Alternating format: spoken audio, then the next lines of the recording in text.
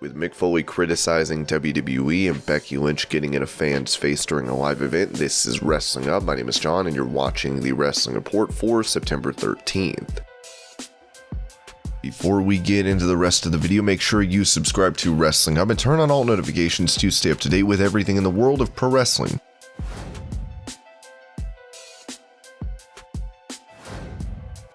After topping the PWI 500, Kenny Omega talked to the PWI podcast, saying Roman Reigns could have easily taken that top spot. I've really stepped outside of my own comfort zone, and not only that, but everyone else stepped up their game too. It's fantastic that I don't feel like no matter how I look at it, I didn't run away with it. I don't think I was number one by far. I think the best part about this year especially is you could have went in multiple directions and no one would be disappointed. I feel that up until his unfortunate injury, number one could have been Will Ospreay. Number one could have easily been Shingo Takagi. Number one could have easily been Roman Reigns. Everyone had a strong year. So I feel, depending on who you are and what you like in professional wrestling, maybe that's your number one. But I'm not gonna lie, for you guys to select me as number one, I'm happy with it. I'm cool with it. But it was a tough one this year and tough one. Great learning experience, and it's something I'll never forget.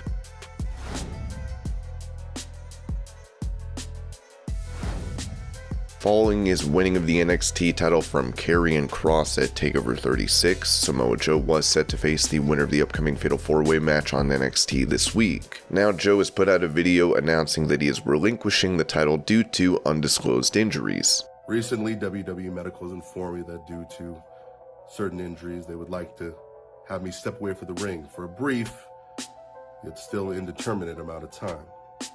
While WWE confirmed this news, Dave Meltzer touched on Joe's status, saying this on Wrestling Observer Radio. It's a weird story, he's still with the company, but I don't know if he's going to be wrestling much because the only thing I heard officially from WWE on this, because I contacted unofficially a bunch of people who really didn't know anything. He'd actually said this before people in NXT even had an idea any of this was going on, so it wasn't like they knew anything. But the official thing that I was told is that he was hired to be more of an administrator or whatever, like a front office person more than a wrestler, so that's going to be his job. The thing with him and Kross drew interest. It was a big deal on NXT, but they're going in a different direction. Why he can lose the title in a match instead of vacating it beats me. There's many unanswered questions in this story. If he's going to be able to wrestle in a couple of weeks or a short period of time, stripping him kind of makes no sense. There's a lot of vagueness, and when there's vagueness, there's probably a lot more to it than has come out. But my impression is that he's going to be wrestling less going forward because, again, the idea of NXT now is to develop stars of the future, and Joe is in his 40s, and in future he's going to be a coach and a trainer and things like that based on what I was told. Joe does seem determined to make a full recovery and reclaim his title when the time is right.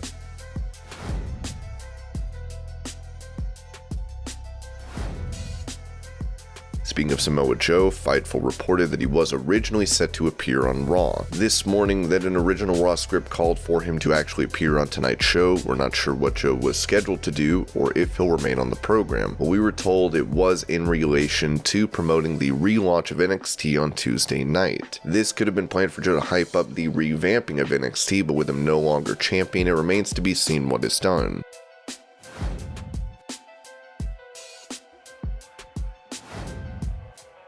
With AEW Dynamite beating Raw in the 18 to 49 demographic, WWE moved the WWE title match between Lashley and Randy Orton to tonight's Raw. Ringside News would note, there is a narrative going around that Raw was changed because of Dynamite beating them in the ratings. False. We were told there are other reasons why the title match is being moved to Monday, and it has nothing to do with AEW.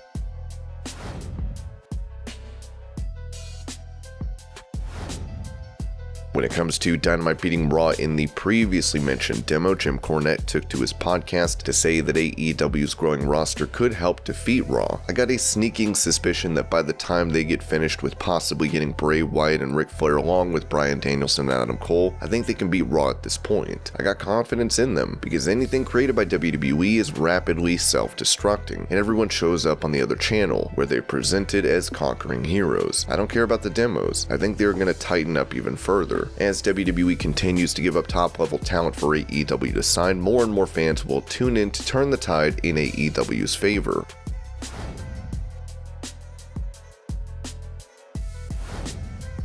With CM Punk's arrival to AEW, there was speculation that this could lead to problems with Colt Cabana, as they have had issues following their lawsuit involving WWE. Meltzer would touch on this, saying there's nothing there between Punk and Cabana. Look, there are a few people in that company who probably, I won't say plenty of people, but there's a few people in that company who probably, they may have made up, but I know they're not particularly fond of Punk for whatever reason. There haven't been any incidents. There have been any incidences, and there's not gonna be. I mean, it's part of wrestling. There's always going to be people who don't get along with each other. I mean, in every locker room, there are guys who have passed, and everyone like that, and everything like that. I haven't heard a word, and I don't anticipate. Colt Cabana is a total pro, and Punk's a pro.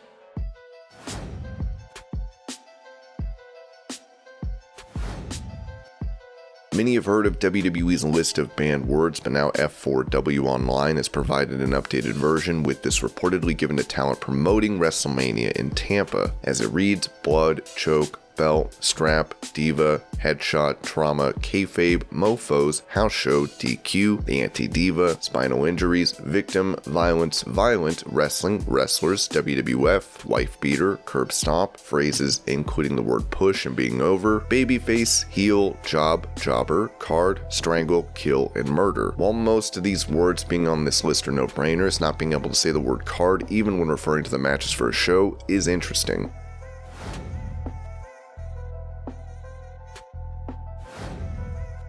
After defeating Bianca Belair via roll-up at a recent live event, Becky Lynch can be seen making her way up the ramp when a fan decided to call her a pussy. This led to Lynch getting in the fan's face and talking trash. Lynch will be defending her SmackDown Women's title at Extreme Rules against Belair, as we'll have to see if the EST can get her belt back.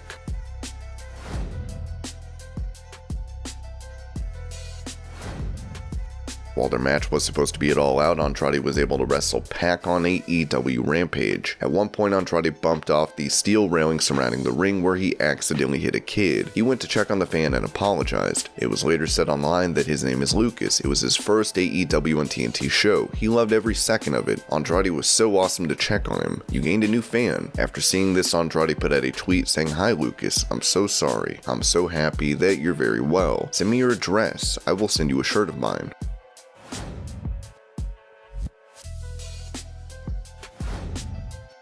On Busted Open Radio, Mick Foley said that despite watching WWE occasionally, he does not remember many names from the program. "I think one of the things you risk when you have a developmental system and a way of doing things specific to your business model is that you lose a little bit of the individuality. So you tend to have a lot of people who can do great moves, have very good matches, whose names you can't remember after they've wrestled unless you're tuning in every week." That was part of the problem with me. I was watching sporadically and I was like, wow, look at that guy. Good shape, looks great, handsome guy, wearing trunks, great moves, can't remember his name. A lot of guys tend to fall into the same pattern of looking and wrestling the same.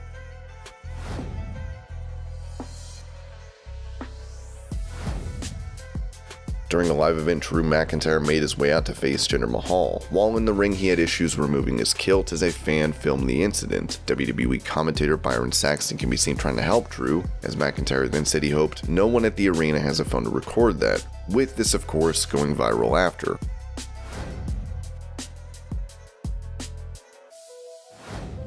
When it comes to Raw tonight, there is a huge spoiler according to Fightful, as they wrote, as of noon EST, SmackDown star Big E was planned for Monday's episode of Raw. We were told by WWE sources Monday morning that Big E was scheduled for numerous segments and would be all over the show. Not only will Big E be on the show, the man himself took to Twitter to say, "Let's let that cat out of the bag. I intend on cashing in my Money in the Bank contract tonight and cashing in to become WWE champion." While this could simply be him trolling, we'll have to see if Big E does actually cash in his Money in the Bank contract. And this was your Pro Wrestling News Update. I hope you're all having a great day. Thank you so much for watching, and I'll see you later.